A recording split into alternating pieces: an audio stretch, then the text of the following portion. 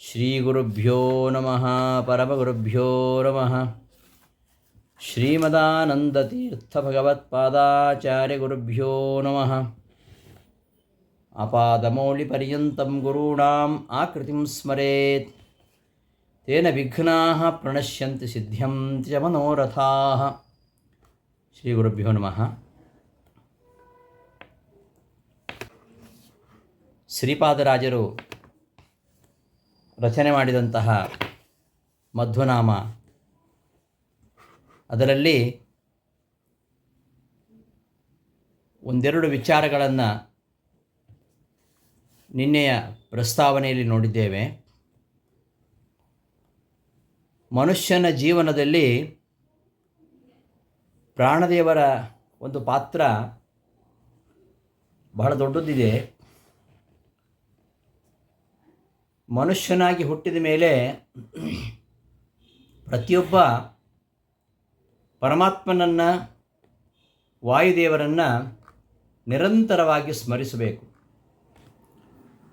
ವಿಜಯದಾಸರು ಒಂದು ಸುಳಾದಿಯಲ್ಲಿ ಹೇಳ್ತಾರೆ, ಮಾನುಷೋತ್ತಮ ಜನುಮ ಬಾಹೋದಕ್ಕೆ ಕೇಳು, ಮಾನುಷ ಜನುಮ ಬಾಹೋದಕ್ಕೆ ಕೇಳು, ಅನಂತ ಪುಣ್ಯ ಸಾಧನವೇ ಬೇಕು.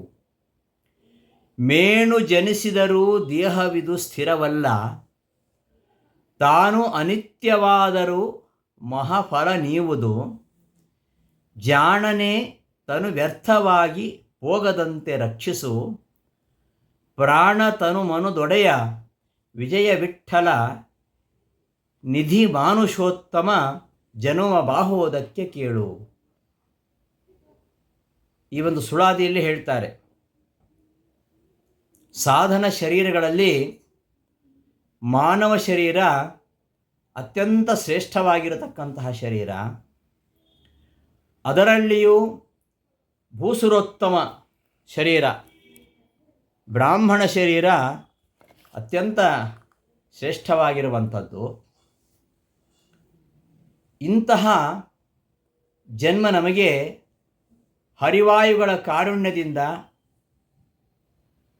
ನಾವು ಗಳಿಸಿದ ಅನಂತ ಜನ್ಮದ ಪುಣ್ಯದ ಸಾಧನೆಯ ಫಲವಾಗಿ ನಮಗೆ ಮಾನುಷೋತ್ತಮವಾಗಿರತಕ್ಕಂತಹ ವೈಷ್ಣವ ಜನ್ಮ ಬಂದಿದೆ.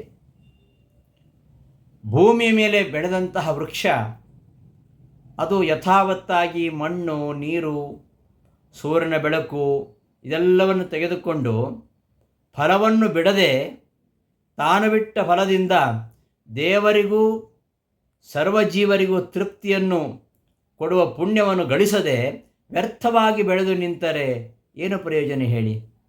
ಅಂತೆಯೇ ಜೀವರಿಗೆ ವೈಷ್ಣವ ಜನ್ಮ ಬಂದಾಗ ಯಾವ ವಿಶೇಷ ಸಾಧನೆಯನ್ನು ಮಾಡದೆ ಹೋದರೆ ಆ ವೈಷ್ಣವ ದೇಹ ಅದು ವ್ಯರ್ಥವಾಗಿ ಹೋಗುತ್ತೆ.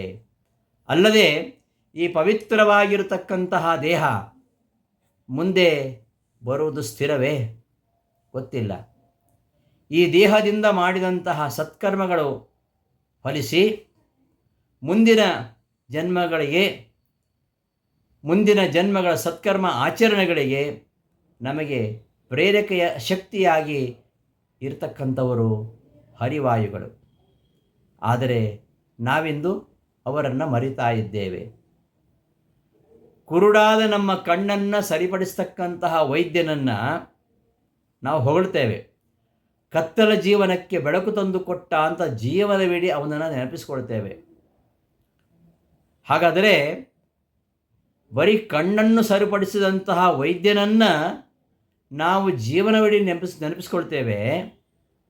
ನಮ್ಮ ಎಲ್ಲ ಇಂದ್ರಿಯಗಳಲ್ಲಿ ಇದ್ದುಕೊಂಡು ನಮಗೆ ಜ್ಞಾನಪ್ರದನಾಗಿರತಕ್ಕಂತಹ ವಾಯುದೇವರನ್ನು ನಾವು ಎಷ್ಟು ನೆನಪಿಸ್ಕೊಳ್ಬೇಕು? ಮಾಡಿದ ಅಡಿಗೆಯನ್ನು ಮಾಡ್ತಾನೆ ಅಡಿಗೆಯವ. ಅಡಿಗೆ ಮಾಡಿದಾಗ ಆ ಅಡಿಗೆಯನ್ನು ಬಡಿಸಿದವನನ್ನು ನಾವು ಹೊಗಳ್ತೇವೆ. ಆ ಅಡಿಗೆಯನ್ನು ಸವಿಯತಕ್ಕಂತಹ ಶಕ್ತಿಯನ್ನು ನಮ್ಮ ನಾಲಿಗೆ ಕೊಟ್ಟವನು ಯಾರು? ಅಡಿಗೆ ಎಷ್ಟೇ ಚೆನ್ನಾಗಿದ್ದರೂ ಕೂಡ ಅದನ್ನು ಸವಿಯತಕ್ಕಂತಹ ಶಕ್ತಿ, ಅದನ್ನು ನಮ್ಮ ನಾಲಿಗೆ ಕೊಟ್ಟವನು ಭಗವಂತ. ಅವನನ್ನು ನಾವು ಮರೆಯುವುದೇ? ಈ ಕುಂಬಾರ ಮಣ್ಣು ನೀರು ಕಲಿಸ್ತಾನೆ.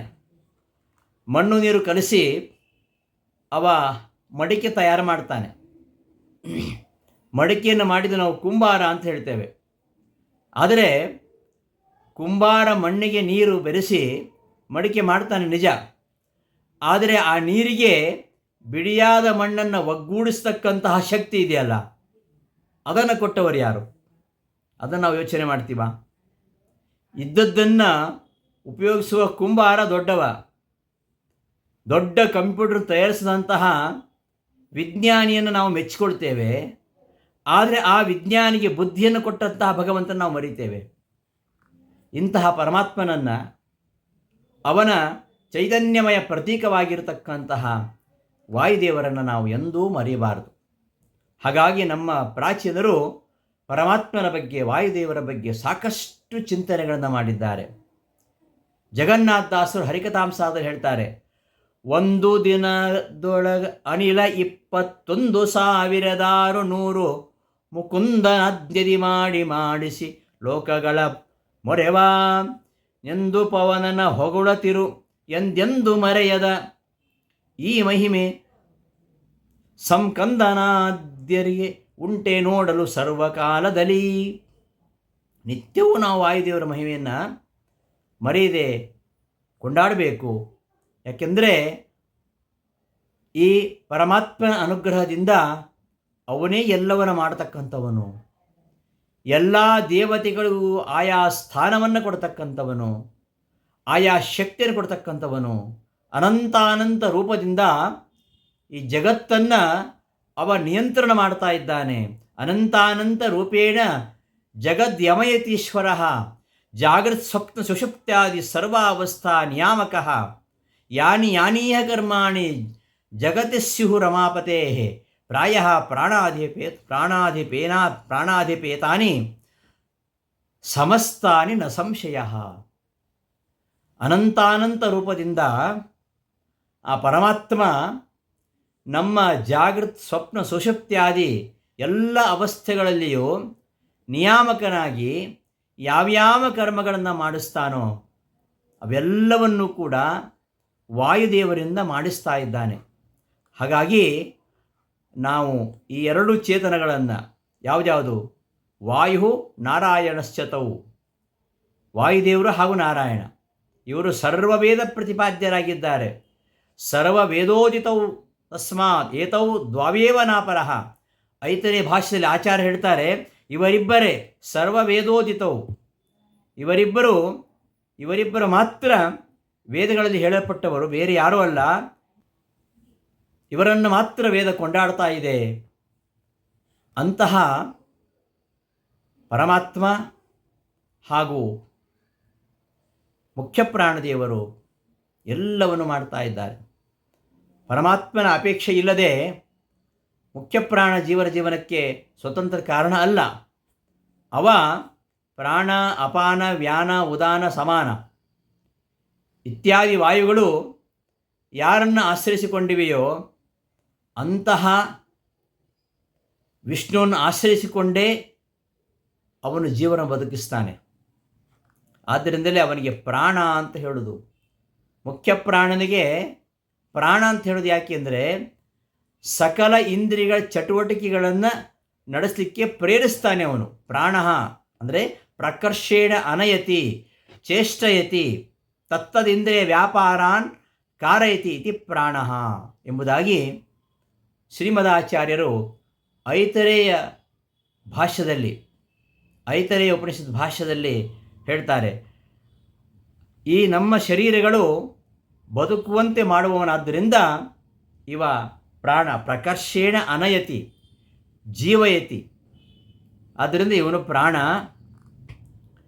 ಇಂತಹ ಪ್ರಾಣದೇವರು ಬಲರೂಪರಾಗಿದ್ದಾರೆ, ಆದ್ದರಿಂದ ಪ್ರಾಣ. ಈ ಬಲಕ್ಕೆ ಅಭಿಮಾನಿ, ಆದ್ದರಿಂದ ಇವರು ಪ್ರಾಣ. ಎಲ್ಲ ಶರೀರಗಳು ಬದುಕಬೇಕು, ಎಲ್ಲ ಶರೀರಗಳು ಬಲಿಷ್ಠವಾಗಬೇಕು, ಎಲ್ಲ ಶರೀರದಲ್ಲಿ ಉಸಿರಾಟ ನಡೆಯಬೇಕು. ಉಸಿರಾಟಕ್ಕೆ ನಿಯಾಮಕನಾಗಿದ್ದಾನೆ.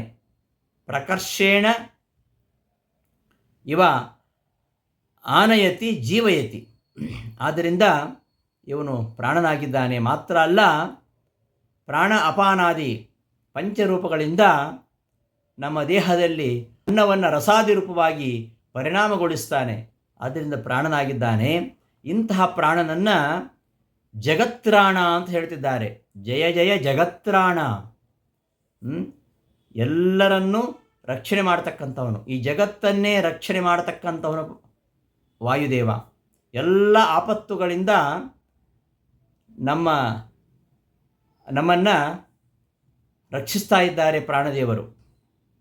ಆ ಹಾಲಾಹಲ ಸಮುದ್ರ ಮಥನ ಕಾಲದಲ್ಲಿ ಭಯಂಕರವಾಗಿರತಕ್ಕಂಥ ಹಾಲಾಹಲ ವಿಷ ಹುಟ್ಟಿತು. ಆ ಪ್ರಾಣದೇವರು ಆ ವಿಷಬಾಧೆಯನ್ನು ಸಹಿಸಲಿಕ್ಕೆ ಸಾಧ್ಯ ಇಲ್ಲ. ಅಂತಹ ಹಾಲಾಹಲ ವಿಷವನ್ನು ಗಡಗಡ ಕುಡಿದುಬಿಟ್ರು. ಅಂತಹ ಪ್ರಾಣದೇವರು ಜಗತ್ರಾಣ. ಅಂಜಿದವರಿಗೆ ವಜ್ರ ಪಂಜರ ನೆನಿಪ ಪ್ರಭಂಜನ ಪ್ರಭುವೆ, ಪ್ರತಿದಿನ ನಮ್ಮ ಭಯಭಂಜಿಸಿ ಕಾಯೋ ಬಹುರೂಪ. ಭವಿಷ್ಯದ್ವಿಧಾತನೇ ತವ ಚರಣ ಸೇವಿಪೆನು, ಶ್ರವಣ ಮನನಾದಿ ಭಕುತಿ ನಿನ್ನಲ್ಲಿ ಮಾಧವನಲ್ಲಿ ಕೊಟ್ಟು ಸಲಹೆಯ. ಕಲಿಮುಖ್ಯ ದೈತ್ಯರ ಉಪಟಳವ ಪರಿಹರಿಸಿ ಮತ್ಕುಲಗುರುವೆ ಸಲಹೋ ಕಾರುಣ್ಯ ಸಿಂಧು. ನಿನ್ನೊಲಮೆಯಿಂದ ಈ ಹರಿ ಕಾಯುವ ಭಾರತೀಯವನ ಮಧ್ವಾರ ನಿನ್ನದು ಎನ್ನ ಅಪಾರ ದೋಷಗಳ ಎಣಿಸದೆ ಸಂತೈಸೋ ಕರುಣಾ ಸಿಂಧು ಎಂದೆಂದು. ಶ್ರೀಶ ಸದ್ಮನೆ ಜೀವರಾಶಿಗಳು ಒಂದಧಿಕ ವಿಂಶತಿ ಸಹಸ್ರದ 600 ಹಗಲಿರುಳು ಶ್ವಾಸ ಜಪ ಮಾಡಿ ಹರಿಗೀವಿತ ತಾಸಿಗೊಂಬೈನೂರು ಶ್ವಾಸ ಜಪಗಳ ಮಾಡಿ ಬೇಸರದೆ ನಮ್ಮ ಸಲಹುವಿ ಶ್ರೀ ಭಾರತೀಶ ನಿನ್ನಡಿಗೆ ಶರಣೆಂಬೆ. ಬಲದೇವ ನೀನೇ ಬೆಂಬಲವಾಗಿ ಇರಲು ದುರ್ಬಲ ಕಾಲಕರ್ಮ ಕೆಡಿಸೋದೆ ನಿನ್ನ ಹಂಬಲ ಉಳ್ಳ ಜನರ ಜಗದಳು ಹಾಲಾಹಾರವನುಂಡು ಪಾಲಿಸಿದೆ ಜಗವ ಕರುಣಾಳು ಪವಮಾನ ಎಂಬುದಾಗಿ ಜಗನ್ನಾಥದಾಸರು ಕೊಂಡಾಡ್ತಾರೆ. ಇಂತಹ ಜಗತ್ರಾಣ ಮೂಜಗತ್ರಾಣ ಅಂತ ಹೇಳ್ತಾರೆ ಜಗನ್ನಾಥದಾಸರು. ಪ್ರಾಣನಾಯಕ ನಿನ್ನ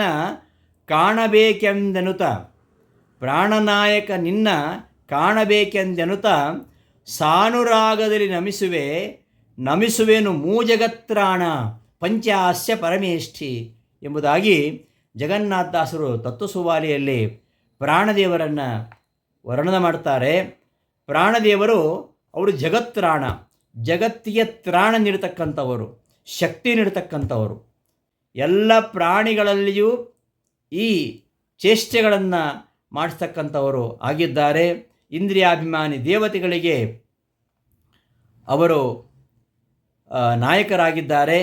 ಅಂತಹ ಪ್ರಾಣದೇವರನ್ನು ಬರೀ ಜಗತ್ರಾಣ ಅಲ್ಲ, ಮೂಜಗತ್ರಾಣ ಅಂತ ಹೇಳ್ತಾರೆ. ವಾಯುದೇವರು ಎಲ್ಲರಲ್ಲಿದ್ದುಕೊಂಡು ಇವರು ರಕ್ಷಣೆಯನ್ನು ಮಾಡತಕ್ಕಂಥವರು, ಎಲ್ಲರೊಳಗಿದ್ದು ರಕ್ಷಣೆಯನ್ನು ಮಾಡುವರಾದ್ದರಿಂದ ಸಮಸ್ತ ಜಗತ್ತನ್ನು ಇವರು ರಕ್ಷಣೆ ಮಾಡತಕ್ಕಂಥವರು. ಸವಾಯು ವಾಯುರೂಪೇಣ ಜಗತ್ಪಾತಿ ಶರೀರಗಃ ಆದಿತ್ಯಸ್ಥೇನ ರೂಪೇಣ ಜಗದ್ಯಾತಿ ಪ್ರಕಾಶಯನ್ ಅಗ್ನಿಸ್ಥೇನತು ರೂಪೇಣ ಹೂಯತೆ ಸರ್ವಯಾಗಭಿಃ. ಈ ಪ್ರಪಂಚವನ್ನು ಇವತ್ತು ಆಳ್ತಾ ಇರೋದು ಸೂರ್ಯ. ಸೂರ್ಯ ಇಲ್ಲದೆ ಹೋದರೆ ಏನಾಗುತ್ತೆ? ಆದರೆ ಸೂರ್ಯ ಅಲ್ಲ, ಸೂರ್ಯನೊಳಗೆ ಇರತಕ್ಕಂತಹ ವಾಯುದೇವರು ವಾಯು ರೂಪದಿಂದ ಎಲ್ಲರ ಶರೀರದಲ್ಲಿದ್ದುಕೊಂಡು ಎಲ್ಲರನ್ನ ರಕ್ಷಣೆ ಮಾಡ್ತಾ ಇದ್ದಾರೆ. ಸೂರ್ಯನಲ್ಲಿ ಆದಿತ್ಯ ರೂಪದಿಂದ ಇದ್ದಾರೆ. ಆದಿತ್ಯ ರೂಪದಿಂದ ಇದ್ದುಕೊಂಡು ಜಗತ್ತನ್ನು ಬೆಳಗಿಸ್ತಾ ಸಂಚಾರ ಮಾಡ್ತಾ ಇದ್ದಾರೆ. ಸೂರ್ಯ ಚಂದ್ರರು ನೋಡಿ, ಅವರು ನಿರಂತರವಾಗಿ ಕೆಲಸ ಮಾಡ್ತಾ ಇದ್ದಾರೆ. ಅವರು ಯಾವತ್ತಾದರೂ ರಜೆ ತೆಗೆದುಕೊಂಡಿದ್ದಾರ? ಅವರೇನಾದರೂ ರಜೆ ತೆಗೆದುಕೊಂಡ್ರೆ ಮುಗಿದ ಕತೆ. ಪ್ರಪಂಚದ ಆಟವೇ ನಿಂತು ಹೋಗುತ್ತೆ. ಒಂದು ದಿವಸ ಬಿಸಿಲು ಬೀಳದೆ ಹೋದರೆ ನಾವು ಕಂಗಾಲಾಗ್ತೇವೆ. ಅವರಿಬ್ಬರು ಇಡೀ ಜಗತ್ತನ್ನು ಬೆಳಗಿಸ್ತಾ ಇದ್ದಾರೆ. ಸೂರ್ಯನಿರ್ತಕ್ಕಂತಹ ಶಕ್ತಿ, ಆ ಸೂರ್ಯನಿಗೆ ಆ ಶಕ್ತಿಯನ್ನು ಕೊಟ್ಟದ್ದು ಯಾರು? ಆ ಆದಿತ್ಯನಲ್ಲಿ ಆದಿತ್ಯ ರೂಪದಿಂದ ವಾಯುದೇವರು ಇದ್ದು ಇಡೀ ಜಗತ್ತನ್ನು ಬೆಳಗಿಸ್ತಾ ಇದ್ದಾರೆ. ಅಗ್ನಿಯಲ್ಲಿ ಅಗ್ನಿನಾಮಕನಾಗಿದ್ದು ಎಲ್ಲ ಯಾಗಕರ್ತೃಗಳಿಂದ ಆಹುತಿಗಳನ್ನು ಸ್ವೀಕಾರ ಮಾಡ್ತಾ ಇದ್ದಾರೆ. ಸೂರ್ಯನಲ್ಲಿದ್ದುಕೊಂಡು ಜೀವರ ಆಯುಷ್ಯವನ್ನು ತೆಗೆದುಕೊಂಡು ಹೋಗ್ತಾರಾದ್ದರಿಂದ ಆದಿತ್ಯ ಅನ್ನೋ ಹೆಸರು ವಾಯುದೇವರಿಗೆ ಇರುವಂಥದ್ದು. ಆದಿತ್ಯ ಅಂದರೆ ವಾಯುದೇವರು. ಯಾಕೆಂದರೆ ಸೂರ್ಯನಲ್ಲಿದ್ದುಕೊಂಡು ಜೀವರ ಆಯುಷ್ಯವನ್ನು ತೆಗೆದುಕೊಂಡು ಹೋಗ್ತಾರೆ, ಆದ್ದರಿಂದ ಅವರಿಗೆ ಆದಿತ್ಯ ಅಂತ ಹೆಸರು. ಮುಖ್ಯ ಪ್ರಾಣದೇವರೇ ಆದಿತ್ಯ ನಾಮಕನಾಗಿ ಶರೀರದ ಹೊರಗೆ ಆದಿತ್ಯನಲ್ಲಿದ್ದುಕೊಂಡು ಉದಯಿಸ್ತಾನೆ, ಕಣ್ಣಿನಲ್ಲಿದ್ದುಕೊಂಡು ಪ್ರಾಣವಾಯುವನ್ನು ಅನುಗ್ರಹಿಸ್ತಾನೆ, ಸೂರ್ಯನಲ್ಲಿದ್ದುಕೊಂಡು ಜಗತ್ತನ್ನು ರಕ್ಷಣೆ ಮಾಡ್ತಾನೆ. ಆದ್ದರಿಂದ ಇವರು ಜಗತ್ರಾಣ. ಅಗ್ನಿನಾಮಕನಾಗಿದ್ದಾನೆ. ಯಾಕೆ ಅಗ್ನಿನಾಮಕನಾಗಿದ್ದಾನೆ? ಆದಿತ್ಯನಲ್ಲಿದ್ದು ಆದಿತ್ಯನಾಮಕನಾಗಿ ಆದಿತ್ಯನಲ್ಲಿದ್ದು ಸೂರ್ಯನ ಮೂಲಕವಾಗಿ ಪ್ರಪಂಚವನ್ನು ರಕ್ಷಣೆ ಮಾಡ್ತಾ ಇದ್ದಾನೆ ಅಂತ. ಇನ್ನು ಅಗ್ನಿನಾಮಕನಾಗಿದ್ದಾನೆ. ಅಗ್ನಿನಾಮಕನಾಗಿ ಎಲ್ಲವನ್ನೂ ಇವನು ಸ್ವೀಕಾರ ಮಾಡ್ತಾನೆ. ಎಲ್ಲ ಜೀವರಿಗೆ ನೇತಾರ, ಜೀವೋತ್ತಮ ವಾಯುದೇವರು. ಆದ್ದರಿಂದ ಪ್ರತಿಯೊಬ್ಬ ಜೀವಿಯ ಶರೀರಗಳಿಗೆ ಪ್ರಾಣದೇವರೇ ಪ್ರೇರಕರಾಗಿರೋದರಿಂದ ಶರೀರದ ನಮ್ಮ ಪ್ರತಿಯೊಂದು ಅವಯವಗಳನ್ನು ಕೂಡ ಪ್ರೇರಣೆ ಮಾಡತಕ್ಕಂಥವರು ಅವರೇ. ಆದ್ದರಿಂದ ಎಲ್ಲವನ್ನೂ ಅವರೇ ಭಕ್ಷಿಸುವವರು. ನಾವೇನೇ ತಿಂದರೂ ಕೂಡ, ನಾವೇನೇ ಸೇವಿಸಿದರೂ ಕೂಡ ಅದನ್ನು ಭಕ್ಷಿಸ್ತಕ್ಕಂಥವರು ಅವರು. ಅಗ್ನಿನಾಮಕನಾಗಿ ಅಗ್ನಿಯಲ್ಲಿ ವಾಯುದೇವರಿದ್ದಾರೆ. ನಮ್ಮ ದೇಹದಲ್ಲಿ ಅಗ್ನಿ ಇದೆ. ಆ ಅಗ್ನಿ ದೇವ ನಮ್ಮ ಎಲ್ಲ ಆಹಾರವನ್ನು ಭಕ್ಷಿಸ್ತಾನೆ. ಅದು ಯಾರು? ಆ ಅಗ್ನಿಯಲ್ಲಿ ವಾಯುದೇವರಿದ್ದಾರೆ. ವಾಯುದೇವರಿಗೆ ಅಗ್ನಿ ಅಂತ ಹೆಸರು. ಯಾಕೆ ಅಂದರೆ ಅಗ್ರಜತ್ವಾತ್ ಪ್ರಣೇತೃತ್ವಾತ್ ವಾಯೋರಗ್ನಿತ್ವ ಮಿಷ್ಯತೆ. ಅಗ್ನಿ ಶಬ್ದ ಮುಖ್ಯವಾಗಿ ಇಲ್ಲಿ ಪ್ರಾಣದೇವರನ್ನು ಹೇಳ್ತಾ ಇದೆ. ಒಂದು ಅರ್ಥ ಪ್ರತಿಯೊಂದು ವೇದದ ಪ್ರತಿಯೊಂದು ಶಬ್ದವು ಪರಮಾತ್ಮನ ಹೇಳ್ತದೆ. ಅವನನ್ನು ಬಿಟ್ಟು ಉಳಿದ ಅರ್ಥವನ್ನು ಹೇಳುವಂಥದ್ದು ಮುಖ್ಯ ಪ್ರಾಣದೇವರ ಅರ್ಥವನ್ನು ಹೇಳುವಂಥದ್ದು. ಅಗ್ರಜತ್ವಾತ್ ಪ್ರಣೇತೃತ್ವಾತ್ ವಾಯು ಅಗ್ನಿತ್ವ ಮಿಷ್ಯತೆ. ಅಗ್ನಿ ಅಂದ್ರೇನು? ಮೊದಲು ಜನಿಸಿದವ, ಎಲ್ಲ ಜೀವರಿಗಿಂತಲೂ ಮೊದಲು ಜನಿಸಿದವ ಪ್ರಾಣದೇವ. ಅಗ್ರಜತ್ವಾತ್ ಎಲ್ಲರಿಗಿಂತಲೂ ಮೊದಲು ಜನಿಸಿದ್ದರಿಂದ ಸಕಲ ಜೀವರಿಗೆ ನಿಯಾಮಕರಾಗಿರುವುದರಿಂದ, ಪ್ರಣೇತೃತ್ವಾತ್ ನಿಯಾಮಕರಾಗಿರುವುದರಿಂದ, ಎಲ್ಲ ಶರೀರಗಳಿಗೆ ಪ್ರೇರಕರಾಗಿರುವುದರಿಂದ, ಎಲ್ಲವನ್ನೂ ಇವರೇ ಭಕ್ಷಿಸುವರಾದ್ದರಿಂದ ನಿಜವಾದ ಅಗ್ನಿಶಬ್ದ ವಾಚ್ಯರಾದವರು ವಾಯುದೇವರು. ಅಗ್ನಿಯಲ್ಲಿದ್ದುಕೊಂಡು ಅಗ್ನಿಶಬ್ದ ವಾಚ್ಯರಾಗಿ ಅಗ್ನ್ಯಂತರ್ಗತರಾಗಿ ಜಗತ್ತಿನ ರಕ್ಷಣೆಯನ್ನು ಮಾಡ್ತಾ ಇದ್ದಾರೆ ವಾಯುದೇವರು. ಆದ್ದರಿಂದ ಇವರು ಜಗತ್ರಾಣರು. ಅಷ್ಟು ಮಾತ್ರ ಅಲ್ಲ, ಈ ಇಡೀ ಜಗತ್ತನ್ನು ಧಾರಣೆ ಮಾಡಿರುವಂಥದ್ದು ವಾಯುದೇವರು. ಇಡೀ ಪ್ರಪಂಚವನ್ನು ಧಾರಣೆ ಮಾಡಿರುವಂಥದ್ದು ವಾಯುದೇವರು. ವಾಯುದೇವರು ಪರಮಾತ್ಮ ಹೇಗೆ ಎಲ್ಲ ಕಡೆ ವ್ಯಾಪಿಸಿದ್ದಾನೋ ಹಾಗೆ ವಾಯುದೇವರು ಎಲ್ಲ ಕಡೆ ವ್ಯಾಪಿಸಿದ್ದಾರೆ. ಇಡೀ ಜಗತ್ತನ್ನು ರಕ್ಷಣೆ ಮಾಡಬೇಕಾದ್ರೆ ಎಲ್ಲ ಕಡೆ ಇರಬೇಕಲ್ಲ. ಪರಮಾತ್ಮ ಎಲ್ಲ ಕಡೆ ವ್ಯಾಪ್ತನಾಗಿದ್ದರೂ ಕೂಡ ಅವನ ಒಂದು ವಿಶೇಷ ಸನ್ನಿಧಾನ ಅದು ಕೆಲವು ಕಡೆ ಮಾತ್ರ ಪ್ರಕಟವಾಗುತ್ತೆ. ಪರಮಾತ್ಮನ ಸನ್ನಿಧಾನವನ್ನು ಪ್ರಕಟಿಸ್ತಕ್ಕಂತಹ ಪ್ರತೀಕಗಳು ಕೆಲವಿವೆ. ಭಾಗವತದ 11ನೇ ಸ್ಕಂದದಲ್ಲಿ ಉದ್ಧವನಿಗೆ ಹೇಳ್ತಾನೆ ಪರಮಾತ್ಮ, ಸೂರ್ಯೋಗ್ನಿರ್ಬ್ರಾಹ್ಮಣೋ ಗಾವಃ ವೈಷ್ಣವಃ ಖಂ ಮರುಜ್ಜಲಂ ಭೂರಾತ್ಮ ಸರ್ವಭೂತಾನಿ ಭದ್ರಪೂಜಾ ಪದಾನಿ ಮೇ. ನನ್ನನ್ನು ಎಲ್ಲಿ ಕಾಣಬೇಕು, ನನ್ನನ್ನು ಎಲ್ಲಿ ಉಪಾಸನೆ ಮಾಡಬೇಕು, ಯಾವ ಅಧಿಷ್ಠಾನದಲ್ಲಿ ನನ್ನ ವಿಶೇಷವಾಗಿರತಕ್ಕಂಥ ಸನ್ನಿಧಾನ ಇದೆ. ಪರಮಾತ್ಮ ಎಲ್ಲ ಕಡೆ ವ್ಯಾಪಿಸಿದ್ದಾನೆ ನಿಜ, ಆದರೆ ಪರಮಾತ್ಮನ ಸನ್ನಿಧಾನ, ವಿಶೇಷ ಸನ್ನಿಧಾನ ಎಲ್ಲಿದೆ, ಎಲ್ಲಿ ನನ್ನನ್ನು ಉಪಾಸನೆ ಮಾಡಬೇಕು ಎಂಬುದನ್ನು ಪರಮಾತ್ಮ ಉದ್ಧವನಿಗೆ ಹೇಳ್ತಾನೆ. ಸೂರ್ಯ, ಅಗ್ನಿ, ಬ್ರಾಹ್ಮಣ, ಗಾವ, ವೈಷ್ಣವ, ಖಂ ಅಂದರೆ ಆಕಾಶ, ಮರುತ್ ವಾಯು, ಜಲಂ ನೀರು, ಭೂಹು ಭೂಮಿ, ಆತ್ಮ ಆತ್ಮ, ಸರ್ವಭೂತಾನಿ. ಇವೆಲ್ಲ ನನ್ನ 10 ಅಧಿಷ್ಠಾನಗಳು.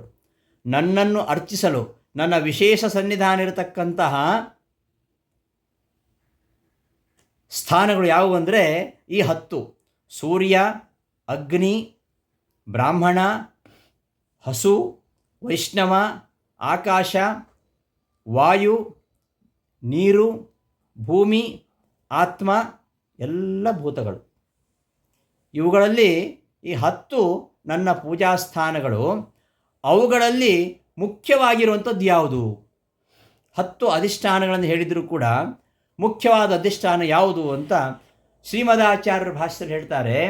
ಪ್ರಧಾನಂ ಧಾಮ ವಿಷ್ಣೋಸ್ತು ಪ್ರಾಣ ಏವ ಪ್ರಕೀರ್ತಿತಃ. ಪ್ರಧಾನವಾಗಿರತಕ್ಕಂತಹ ಪ್ರತೀಕ, ಪ್ರಧಾನವಾಗಿರತಕ್ಕಂಥ ಅಧಿಷ್ಠಾನ ಯಾವುದು ಅಂದರೆ ಪ್ರಾಣ ಏವ. ಮುಖ್ಯವಾಗಿರತಕ್ಕಂತಹ ಅಧಿಷ್ಠಾನ, ಪರಮಾತ್ಮನಿಗೆ ಅತ್ಯಂತ ಪ್ರಿಯವಾಗಿರತಕ್ಕಂಥ ಅಧಿಷ್ಠಾನ ಅದು ಯಾವುದು ಅಂದರೆ ಅದು ಪ್ರಾಣ.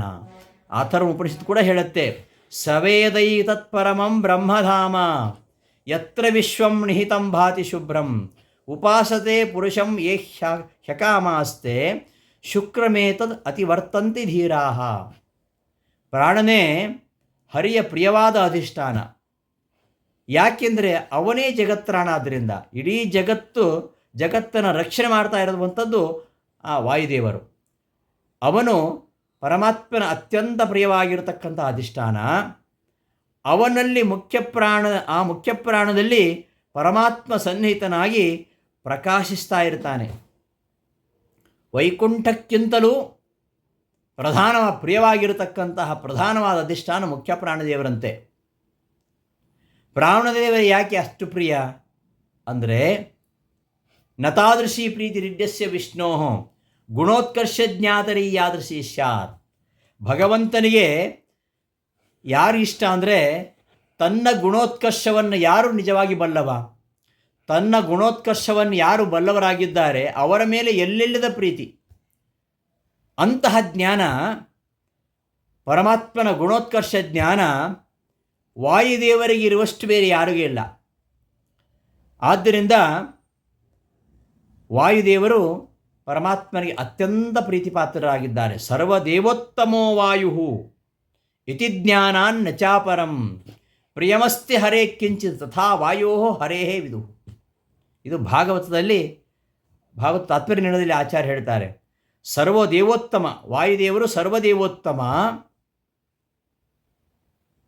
ಈ ಜ್ಞಾನಕ್ಕಿಂತ ಬೇರೆ ಜ್ಞಾನ ಯಾವುದೂ ಇಲ್ಲ. ಸರ್ವದೇವೋತ್ತಮ ಯಾರು ಅಂದರೆ ವಾಯುದೇವರು ಅಂತ ತಿಳ್ಕೊಂಡ್ರೆ ಅದು ಪರಮಾತ್ಮನಿಗೆ ಅತ್ಯಂತ ಪ್ರೀತಿಪಾತ್ರವಾಗಿರತಕ್ಕಂಥ ವಿಚಾರ ಅಂತ ಹೇಳ್ತಾರೆ. ಯಾಕೆ ಅಂದರೆ ಆ ವಾಯುದೇವರ ಎಲ್ಲ ರೂಪಗಳು ಪರಿಶುದ್ಧ. ವಾಯುದೇವರ ಅವತಾರಗಳು, ಪ್ರಾಣದೇವರ 3 ಅವತಾರಗಳಿವೆ. 3 ಅವತಾರಗಳಲ್ಲಿ ಕೂಡ ಅವರು ಪರಿಶುದ್ಧರು. ಹನುಮದ್ ಭೀಮ ಮಧ್ವಾಖ್ಯಾ ಮನೋಮಾಲಿನ್ಯವರ್ಜಿತಾ ಅಂತ ಹೇಳ್ತಾರೆ ವಾದಿರಾಜರು ಸರಸಭಾರತಿ ವಿಲಾಸದಲ್ಲಿ. ಹನುಮತ್ ಭೀಮ ಮಧ್ವಾಖ್ಯಾ, ಹನುಮದವತಾರ, ಭೀಮಾವತಾರ, ಮಧ್ವಾವತಾರ 3 ಅವತಾರಗಳಲ್ಲಿಯೂ ಕೂಡ ಹನುಮಂತ ದೇವರು, ಭೀಮಸೇನ ದೇವರು, ಮಧ್ವಾಚಾರ್ಯರು ಮನೋಮಾಲಿನ್ಯವರ್ಜಿತಾ.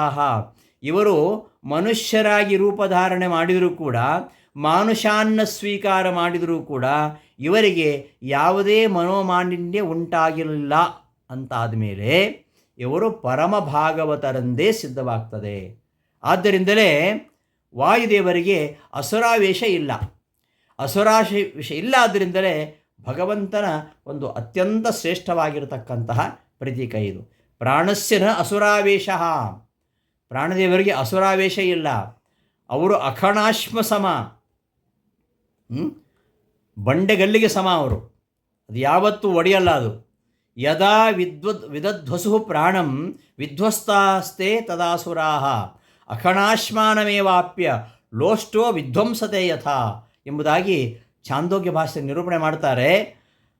ಬಂಡೆಗೆ ಮಣ್ಣು ಹೆಂಟೆ ಎಸೆದರೆ ಆ ಮಣ್ಣು ಹೆಂಟೆ ಹೇಗೆ ಪುಡಿ ಪುಡಿ ಆಗ್ತದೋ ಹಾಗೆ ದೈತ್ಯರೆಲ್ಲ ಪ್ರಾಣದೇವರಲ್ಲಿ ಪ್ರವೇಶ ಮಾಡಲಿಕ್ಕೆ ಹೋಗಿ ಅವರೆಲ್ಲ ನಾಶವಾಗಿ ಹೋಗ್ತಾರೆ. ಆದ್ದರಿಂದ ಈ ಮುಖ್ಯ ಪ್ರಾಣದೇವರು ಅತ್ಯಂತ ಶ್ರೇಷ್ಠವಾಗಿರತಕ್ಕಂತಹ, ಅತ್ಯಂತ ಪ್ರಧಾನವಾಗಿರತಕ್ಕಂತಹ ಅಧಿಷ್ಠಾನ. ಇಂತಹ ಪ್ರಧಾನವಾಗಿರತಕ್ಕಂತಹ ಅಧಿಷ್ಠಾನ, ಇಂತಹ ಪ್ರಾಣದೇವರೇ ಈ ಜಗತ್ತನ್ನು ಚೆನ್ನಾಗಿ ರಕ್ಷಣೆ ಮಾಡ್ತಾ ಇರುವಂಥದ್ದು. ಹೇಗೆ ರಕ್ಷಣೆ ಮಾಡ್ತಾ ಇದ್ದಾರೆ ಪ್ರಾಣದೇವರು? ಜಗತ್ರಾಣ, ಮುಂದೆ ಹೇಳ್ತಾರೆ ಜಗದೊಳಗೆ ಸುತ್ತರಾಣ. ತುಂಬ ಚೆನ್ನಾಗಿ ರಕ್ಷಣೆ ಮಾಡ್ತಾ ಇದ್ದಾರೆ, ಜಗತ್ತನ್ನು ರಕ್ಷಣೆ ಮಾಡ್ತಾ ಇದ್ದಾರೆ. ಸುತ್ರಾಣ, ಈ ಜಗತ್ತನ್ನು ಚೆನ್ನಾಗಿ ರಕ್ಷಣೆ ಮಾಡ್ತಾ ಇದ್ದಾರೆ. ಯಾಕೆಂದರೆ ಅವರು ಸುತ್ರಾಣ, ಅವರು ಬಲದಲ್ಲಿ ಶ್ರೇಷ್ಠರಾಗಿದ್ದಾರೆ, ಮಹಾಬಲಶಾಲಿಗಳಾಗಿದ್ದಾರೆ. ಹಾಗಾಗಿ ಎಲ್ಲವನ್ನು ಆಧರಿಸಿದ್ದಾರೆ, ಎಲ್ಲದಕ್ಕೂ ಅವರ ಆಧಾರರಾಗಿದ್ದಾರೆ, ಎಲ್ಲವನ್ನು ರಕ್ಷಣೆ ಮಾಡ್ತಾ ಇದ್ದಾರೆ.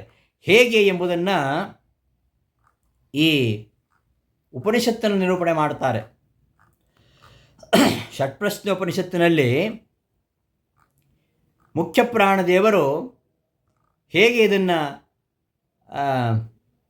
ಧರಿಸಿದ್ದಾರೆ ಪ್ರಪಂಚವನ್ನು, ಈ ಜಗತ್ತನ್ನು ಅಂದರೆ ಅಲ್ಲಿ ಒಂದು ಮಾತು ಬರುತ್ತೆ, ಅರ ಇವ ರಥನಾಭೌ ಪ್ರಾಣೇ ಸರ್ವಂ ಪ್ರತಿಷ್ಠಿತಂ ರುಚೋ ಯಜುಂಸಿ ಸಾಮಾನಿ ಯಜ್ಞಕ್ಷತ್ರಂ ಚ ಬ್ರಹ್ಮ ಚ ಪ್ರಜಾಪತಿಶ್ಚರಸಿ ಗರ್ಭೆ ತ್ವಮೇವ ಪ್ರತಿಜಾಯಸೆ ತುಭ್ಯಂ ಪ್ರಾಣ ಪ್ರಜಾಸ್ತಿಮಾಹ ಯತ್ಪ್ರಾಣೈ ಪ್ರತಿಷ್ಠಸಿ ದೇವಾನಾಮಪಿ ವಹ್ನಿತಮ ಪಿತॄಣಾಂ ಪ್ರಥಮಾಸ್ವಧ ಋಷೀಣಾಂ ಚರಿತಂ ಸತ್ಯಂ ಅಥರ್ವಾಂಗೀರಸಾಮಪಿ ಎಂಬುದಾಗಿ ಷಟ್ಪ್ರಶ್ನೆ ಉಪನಿಷತ್ತಲ್ಲಿ ಬರುತ್ತೆ.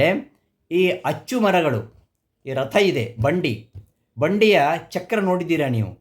ಬಂಡಿಯ ಚಕ್ರ ಗಟ್ಟಿಮುಟ್ಟಾಗಿರಬೇಕಾದ್ರೆ ಆ ಬಂಡಿಯ ಚಕ್ರದ ಮಧ್ಯಭಾಗ ಒಂದಿರುತ್ತೆ. ಆ ಮಧ್ಯಭಾಗವನ್ನು ಬೇರೆ ಬೇರೆ ಅಚ್ಚುಮರಗಳು ಆಶ್ರಯಿಸಿರ್ತವೆ. ಆ ಮಧ್ಯದಲ್ಲೊಂದಿರುತ್ತೆ. ಆ ಮಧ್ಯಭಾಗವನ್ನು ಸುತ್ತಲೂ, ಆ ಮಧ್ಯಭಾಗದ ಸುತ್ತಲೂ ಅಚ್ಚುಮರಗಳು ಆಶ್ರಯಿಸಿರ್ತವೆ. ಒಂದು ವೇಳೆ ಆ ಮಧ್ಯಭಾಗವೇನಾದರೂ ಬಿದ್ದೋದ್ರೆ ಆ ಎಲ್ಲ ಅಚ್ಚುಮರಗಳು ಬಿದ್ದು ಹೋಗ್ತವೆ. ಹೇಗೆ ಆ ರಥದ ಚಕ್ರದ ಆ ಮಧ್ಯಭಾಗ ಎಲ್ಲ ಅಚ್ಚುಮರಗಳನ್ನು ಹಿಡಿದಿಟ್ಟುಕೊಂಡಿದೆಯೋ ಹಾಗೆ ಈ ಪ್ರಪಂಚವನ್ನು ಈ ಪ್ರಾಣದೇವರು ಧರಿಸಿದ್ದಾರೆ ಅಂತ ಹೇಳ್ತಾ ಇರೋದು. ಈ ಋಗ್ಯಜುಸ್ಸಾಮ ಅಥವಾ ವೇದಾಭಿಮಾನಿ ದೇವತೆಗಳು, ಯಾಗ ಕ್ಷತ್ರಿಯ ಬ್ರಾಹ್ಮಣ ಜಾತಿಗಳು ಇವೆಲ್ಲವೂ ಪ್ರಾಣನನ್ನು ಆಶ್ರಯಿಸಿಕೊಂಡೇ ಇವೆ. ಹೇ ಮುಖ್ಯ ಪ್ರಾಣನೇ, ನೀನೇ ದಕ್ಷ ಪ್ರಜಾಪತಿ ಮುಂತಾದ ಪ್ರಜಾಪತಿಗಳಲ್ಲಿದ್ದು ಗರ್ಭದಲ್ಲಿರತಕ್ಕಂತಹ ಜೀವನನ್ನು ಪ್ರೇರಿಸಲಿಕ್ಕೆ ಗರ್ಭದಲ್ಲಿ ಸಂಚರಿಸ್ತೀಯ. ಶಿಶುವಿನ ಜನನಕ್ರಿಯೆಯನ್ನು ನೀನೇ ನಡೆಸ್ತೀಯ. ಎಲ್ಲ ಶರೀರಗಳಲ್ಲಿಯೂ ಇಂದ್ರಿಯಾಭಿಮಾನಿ ದೇವತೆಗಳಿಂದ ಕೂಡಿಕೊಂಡು ಶರೀರವನ್ನು ಧರಿಸುತ್ತಾ ನೀನೇ ಇರುವಿಯಾದ್ದರಿಂದ ಎಲ್ಲ ಜೀವಿಗಳು ನಿನ್ನ ಅಧೀನರಾಗಿದ್ದಾರೆ. ನೀನೇ ಅಗ್ನಿಯಲ್ಲಿದ್ದು ದೇವತೆಗಳಿಗೆ ಹವಿರ್ಭಾಗವನ್ನು ಒಯ್ತೀಯ, ಪಿತೃಗಳಿಗೆ ಪಿಂಡಾದಿಗಳನ್ನು ಒಯ್ಯತಕ್ಕಂಥವನು ನೀನೇ. ಆದ್ದರಿಂದ ಹೇ ಮುಖ್ಯ ಪ್ರಾಣನೇ, ನೀನೇ ಸರ್ವಾಧಾರನಾಗಿ ಜಗತ್ರಾಣನಾಗಿದ್ದೀಯಾ. ಜಗತ್ರಾಣನು ಮಾತ್ರ ಅಲ್ಲ, ಎಲ್ಲ ಪ್ರಾಣಿಗಳ ಉತ್ಪತ್ತಿಗಳಿಗೆ ಕಾರಣನೂ ಆಗಿದ್ದೀಯಾ. ಪರಮಾತ್ಮ ಮುಖ್ಯಪ್ರಾಣ ಭಾರತೀಯರ ಮೂಲಕವಾಗಿ ಎಲ್ಲ ಪ್ರಾಣಿಗಳನ್ನು ಸೃಷ್ಟಿ ಮಾಡಿದ್ದಾರೆ. ಅವರನ್ನು ಸೂರ್ಯಚಂದ್ರರನ್ನು ನೆಲೆಗೊಳಿಸಿ ಅವರಿಂದಲೇ ಜೀವನ ಸೃಷ್ಟಿಯನ್ನು ಪರಮಾತ್ಮ ಮಾಡಿಸ್ತಾ ಇದ್ದಾನೆ ಎಂಬುದಾಗಿ ಸಮಿಥುನಂ ಉತ್ಪಾದಯತೆ ರಯಿಂಚ ಪ್ರಾಣಂಚ ಎಂಬುದಾಗಿ ಷಟ್ಪ್ರಶ್ನೆ ಉಪನಿಷತ್ತರು ಹೇಳ್ತಾರೆ. ಪರಮಾತ್ಮ ಮುಖ್ಯ ಪ್ರಾಣದೇವರನ್ನು, ಭಾರತೀ ದೇವರನ್ನು ಸೃಷ್ಟಿ ಮಾಡಿ ಅವರ ಮೂಲಕವಾಗಿ ಅವರನ್ನು ಸೂರ್ಯಚಂದ್ರರಲ್ಲಿ ನೆಲೆಗೊಳಿಸಿ ಅವರಿಂದ ಎಲ್ಲ ಜೀವರ ಸೃಷ್ಟಿಯನ್ನು ಪರಮಾತ್ಮ ಮಾಡಿಸ್ತಾ ಇದ್ದಾನೆ ಅಂತ ಉಪನಿಷತ್ತುಗಳು ಹೇಳ್ತಾ ಇವೆ. ಲೋಕಾನಾಂ ಚೈವ ವೇದಾನಾಂ ಸರ್ವೇಷಾಂ ಪ್ರಾಣಿನಾಂ ಅಪಿ ಸರ್ವಸ್ಯ ಅಧಿಪತಿರ್ಬ್ರಹ್ಮ. 14 ಲೋಕಗಳು ವೇದಾಭಿಮಾನಿಗಳು ಎಲ್ಲ ಬಗೆಯ ಜೀವ ಸಮುದಾಯಕ್ಕೆ ಮುಖ್ಯ ಪ್ರಾಣದೇವರು ಒಡೆಯರಾಗಿ ಎಲ್ಲವನ್ನು ರಕ್ಷಣೆ ಮಾಡ್ತಾ ಇದ್ದಾರೆ. ಮುಖ್ಯ ಪ್ರಾಣದೇವರು ಆ ಪರಮಾತ್ಮನ ಅನುಗ್ರಹದಿಂದ ಅನಂತಾನಂತ ರೂಪಗಳನ್ನು ಸ್ವೀಕಾರ ಮಾಡಿ ಅನಂತ ಜೀವರಲ್ಲಿದ್ದುಕೊಂಡು ಸರ್ವರನ್ನು ರಕ್ಷಣೆ ಮಾಡ್ತಾನೆ. ಸರ್ವರಿಂದಲೂ ಕಾರ್ಯವನ್ನು ತಾನೇ ಮಾಡಿಸ್ತಾನೆ. ಆ ಪರಮಾತ್ಮನಿಂದ ಹುಟ್ಟಿರತಕ್ಕಂಥ ಮುಖ್ಯ ಪ್ರಾಣದೇವರು ವ್ಯಕ್ತಿಯನ್ನು ನೆರಳು ಹೇಗೆ ಆಶ್ರಯಿಸ್ತದೋ ಹಾಗೆ ಭಗವಂತನನ್ನೇ ಆಶ್ರಯಿಸಿದ್ದಾನೆ. ಅವನ ಪ್ರೇರಣೆಯಿಂದ ಶರೀರದೊಳಗೆ ಪ್ರವೇಶ ಮಾಡ್ತಾನೆ. ಪ್ರಾಣಾಪಾನಾದಿಗಳ ಮೂಲಕವಾಗಿ ವಿವಿಧ ಜೀವರ ವ್ಯವಹಾರಗಳನ್ನು ನಡೆಯುವಂತೆ ಮಾಡ್ತಾನೆ ಎಂಬುದಾಗಿ ಉಪನಿಷತ್ತು ಹೇಳ್ತಾ ಇದೆ.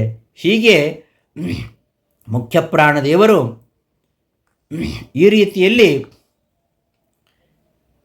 ಪ್ರಪಂಚದಲ್ಲಿ ಪಂಚವಾಯುಗಳಿಂದ ಸಹಿತವಾಗಿರತಕ್ಕಂತಹ 49 ವಾಯುಗಳಿಂದ ಅವರು ನಿಯಾಮಕರಾಗಿ ಈ ಜಗತ್ತನ್ನು ರಕ್ಷಣೆ ಮಾಡ್ತಾ ಇದ್ದಾರೆ. 49 ವಾಯುಗಳಿವೆ. ಪ್ರಾಣ, ಅಪಾನ, ವ್ಯಾನ, ಉದಾನ, ಸಮಾನ, ನಾಗ, ಕೂರ್ಮ, ಕೃಕಲ, ದೇವದತ್ತ, ಧನಂಜಯ, ಪ್ರವಹ, ವಿವಹ, ಶಂಯು, ಕಾಲ, ಶ್ವಾಸ, ಅನಲ, ಸಂವಹ, ಪರಾವಹ, ಉದ್ವಹ, ಆವಹ, ಅನಿಲ, ಪ್ರತಿಭಾ, ಕುಮುದ, ಕಾಂತ, ಶುಚಿ, ಶ್ವೇತ, ಅಜಿತ, ಗುರು, ಜಂಝಾ, ಪ್ರವರ್ತಕ, ಕೀಲ, ಅದಿತಿ, ಸೌಮ್ಯ, ಕಪಿ, ಜಡ, ಮಂಡೂಕ, ಸಂತತ, ಶಂಕು, ಸಿದ್ಧ, ರಕ್ತ, ಕೃಷ್ಣ, ಪಿಕ, ಶುಕ, ಯತಿ, ಭೀಮ, ಹನು, ಪಿಂಗ, ಅಹಂಪ್ರಾಣ, ಕಂಪನ ಹೀಗೆ 49 ವಾಯುಗಳಿಂದ 49 ಮರುದ್ಗಣ. ಈ 49 ವಾಯುಗಳಿಂದ ಈ ವಾಯುಗಳ ಮೂಲಕವಾಗಿ ಈ ಪ್ರಪಂಚವನ್ನು 7 ಪದರಗಳಲ್ಲಿ ಇದ್ದುಕೊಂಡು ರಕ್ಷಣೆ ಮಾಡ್ತಾ ಇದ್ದಾರೆ. 7 ಪದರಗಳು. ಯಾವುದು 7 ಪದರಗಳು? ಆವಹ, ಪ್ರವಹ, ಉದ್ವಹ, ಸಂವಹ, ವಿವಹ, ಪರಿವಹ, ಪರಾವಹ ಅಂತ 7 ಪದರಗಳು. ಈ ಪದರಗಳ ಮೂಲಕವಾಗಿ ವಾಯುದೇವರು ಈ ಲೋಕಗಳನ್ನು ಧರಿಸಿದ್ದಾರೆ, ರಕ್ಷಣೆ ಮಾಡ್ತಾ ಇದ್ದಾರೆ. ಇಂತಹ ಪ್ರಾಣದೇವರು ಹೇಗೆಂದರೆ ಹಾರದಲ್ಲಿರ್ತಕ್ಕಂತಹ ರತ್ನಗಳನ್ನು, ಈ ಸೂತ್ರ, ದಾರ, ಹೂವಿನ ಮಾಲೆ ಅಥವಾ ಒಂದು ಮಣಿಯ ಮಾಲೆ ಆ ಮಣಿಗಳನ್ನು ಧರಿಸಿರುವಂತಹ ಸೂತ್ರ. ಆ ಸೂತ್ರ ಹೇಗೆ ಆ ಎಲ್ಲ ಮಣಿಗಳನ್ನು ಹಿಡಿದಿಟ್ಕೊಂಡಿರ್ತದೆ. ಸೂತ್ರ ಏನಾದರೂ ತುಂಡಾದರೆ ಮಣಿಗಳೆಲ್ಲ ಚಲಾಪಿಲಿ ಆಗ್ತವೆ.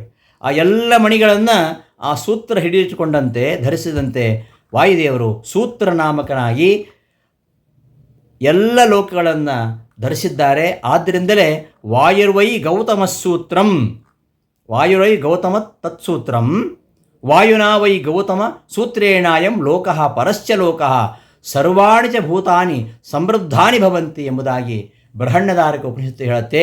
ವಾಯುವೇ ಸೂತ್ರ ನಾಮಕನಾಗಿರತಕ್ಕಂತಹ ವಾಯುದೇವರಿಂದಲೇ ಈ ಲೋಕ, ಪರಲೋಕ ಮತ್ತು ಎಲ್ಲ ಪ್ರಾಣಿಗಳು ಕೂಡ ಸುವ್ಯವಸ್ಥಿತವಾಗಿ ಧರಿಸಲ್ಪಟ್ಟಿವೆ.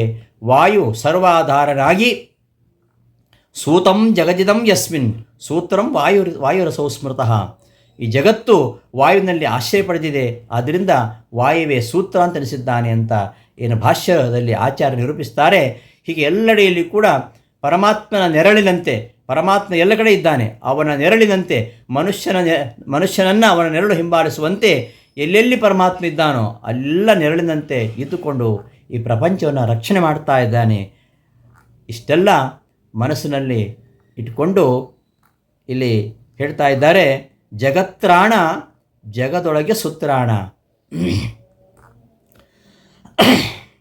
ಎಂಬುದಾಗಿ ಹೇಳ್ತಾ ಇದ್ದಾರೆ. ಜಯ ಜಯ ಜಗತ್ರಾಣ ಜಗದೊಳಗೆ ಸುತ್ರಾಣ. ಇಷ್ಟು ಪದಗಳ ವ್ಯಾಖ್ಯಾನದೊಂದಿಗೆ ಇವತ್ತಿನ ಉಪನ್ಯಾಸವನ್ನು ಸಮಾಪ್ತಿಗೊಳಿಸ್ತೇನೆ. ಶ್ರೀಕೃಷ್ಣ ಅರ್ಪಣಮಸ್ತು. ಧನ್ಯವಾದಗಳು.